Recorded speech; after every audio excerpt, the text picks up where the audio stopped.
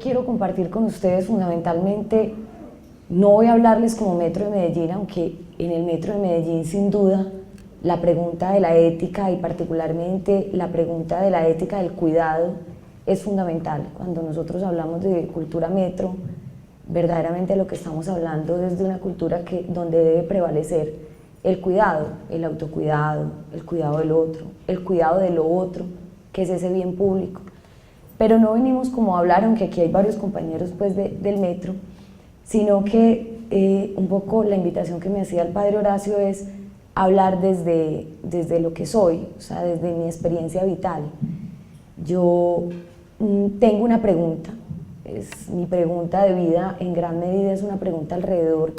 de algo que tiene de fondo la reflexión ética. Esa pregunta la vengo persiguiendo hace muchos años y pues no crean que es que la persigo con conciencia,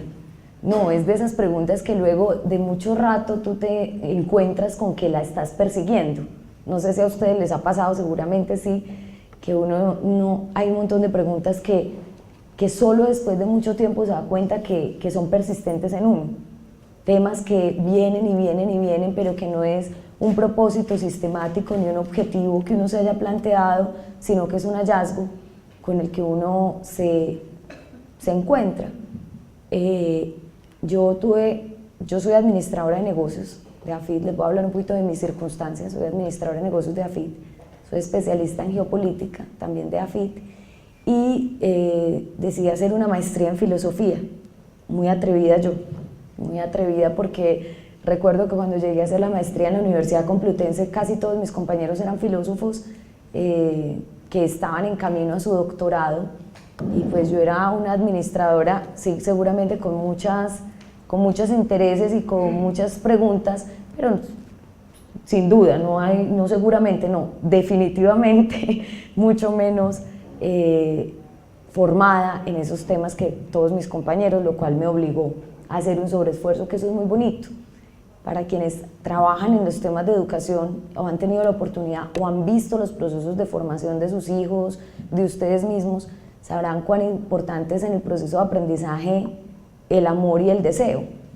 Eso no lo reemplaza nadie, el motor. Uno puede tener, ese es el poder de un maestro que logra uno enamorarlo de algo, más allá de cuán difícil o aburridora sea una cátedra, pero el poder que te ofrece verdaderamente, y uno cada vez va entendiendo que a uno no le enseñan, sino que uno aprende, y que el deseo de aprender es ese motorcito que lo va movilizando a uno. Entonces, en esa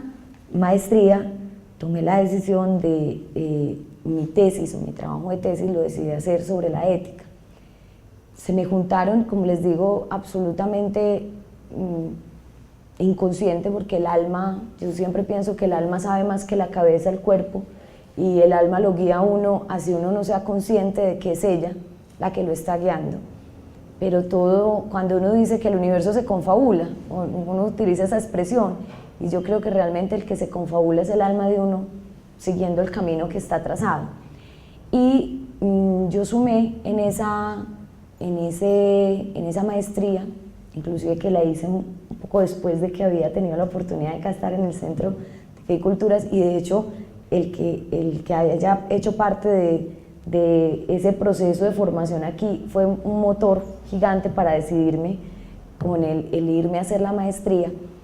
Y lo cierto fue que decidí hacer mi maestría, hacer mi trabajo de grado sobre un filósofo que es Ortega y Gasset. Y una de las razones es porque mi deseo era hacer una tesis sobre el amor. Muy curioso además porque allí, por ejemplo, tuve una lección gigante, y es que fui consciente de cuán maltratada es la palabra amor por nosotros, en la medida en que la hemos no cotidianizado, ojalá fuera un tema de cotidianidad, más creo que la hemos mal utilizado o darle otros sentidos a la misma. Y lo digo porque cuando yo le dije a mi coordinador de tesis que iba a hacer que mi trabajo iba a ser sobre el amor y que quería hacerla sobre el amor y la razón vital en Ortega y Gasset, es decir, quería hacer esa reflexión sobre la vitalidad y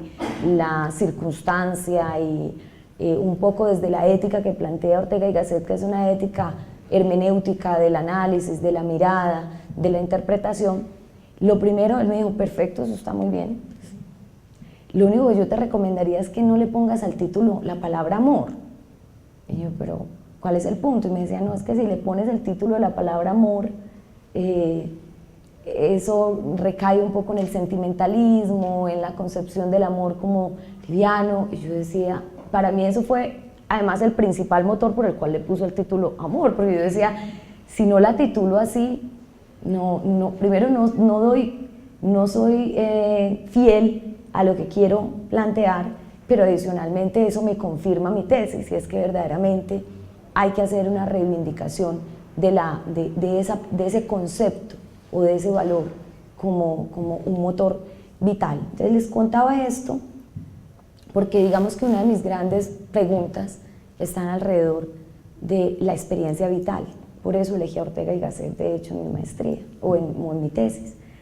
¿Y por qué la experiencia vital? Porque cada vez me doy más cuenta que ante las grandes preguntas que uno tiene, siempre vuelve a uno las experiencias, las circunstancias. Yo no me desprendo de ellas. Como decía Ortega y Gasset, yo soy yo y mis circunstancias, si no las salvo a ellas, no me salvo yo. La mujer que se para aquí hoy con ustedes no se puede desprender del haber hecho esa maestría, de haber hecho ese proceso de formación acá en el Centro de Culturas, de haberlo hecho con mi esposo que después enferma con un cáncer, a quien lo acompañé durante 2 años y me enseñó el poder de lo que es el amor y el cuidado en toda la plenitud.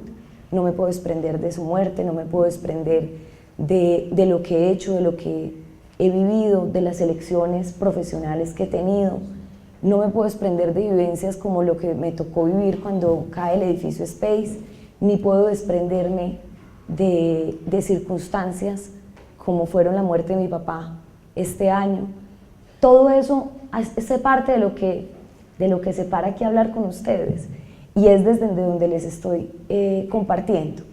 ¿Por qué hago ese punto? Y es porque cuando estábamos discutiendo con el padre, inclusive que no fui capaz con la pregunta, me decían, definamos la pregunta, y yo, miren, pónganme la pregunta ustedes, porque yo ya tengo tantas que no sé cuál definir.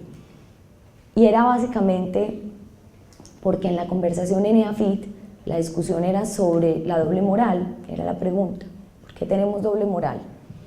Y un poco desde diferentes ámbitos, la academia, el empresariado, los estudiantes, en un panel estamos tratando de hacer una reflexión. Yo pues ahí, como lo estoy tratando de hacer hoy, quise hacer una pregunta desde lo más íntimo, porque yo creo que la reflexión ética es una reflexión que para empezar tiene que partir de lo más íntimo, porque es mía, está en mi interior. Y desde ahí la pregunta que nos surgía es, ¿por qué es tan fácil verdaderamente uno hablar? Y todos, yo creo que si nos preguntan en cualquier sala, tenemos la claridad de que la ética es un asunto de primer orden para la humanidad, y que hoy es más que nunca la reflexión ética está sobre la mesa. Yo tuve además el privilegio por la solicitud del padre Horacio, que me pidió algo, un texto, escribir o comentar algo de la encíclica del Papa Francisco, y que fue un regalo, porque yo había leído la encíclica, pero muy digamos como aquello que te llega, una parte de la encíclica, pero nunca me había puesto en el ejercicio de leerla toda. Y cuando la leía, efectivamente, pues además de lo maravillosa, lo simple, lo fresca, lo franca que es toda ella, una de las cosas más potentes era que me confirmaba fundamentalmente en algo, que era el marco de la cotidianidad. Volver, no de esos grandes temas que uno mira en el aire, sino de esos temas que uno vive en el levantarse, en el despertarse, y un concepto además hermoso, que además a nosotros como Metro nos cae muy bien, que es el de la ecología de la vida cotidiana, porque habla justamente de cómo se construye ecología en el día a día, en el espacio, en el transporte que tú eliges, en el cómo te movilizas, en el cómo te habitas el territorio. Y ahí surge un poco el tema de por qué preguntarnos alrededor de por qué nos cuesta tanto ponerlo en práctica, porque además es ponerlo en práctica en la vida cotidiana.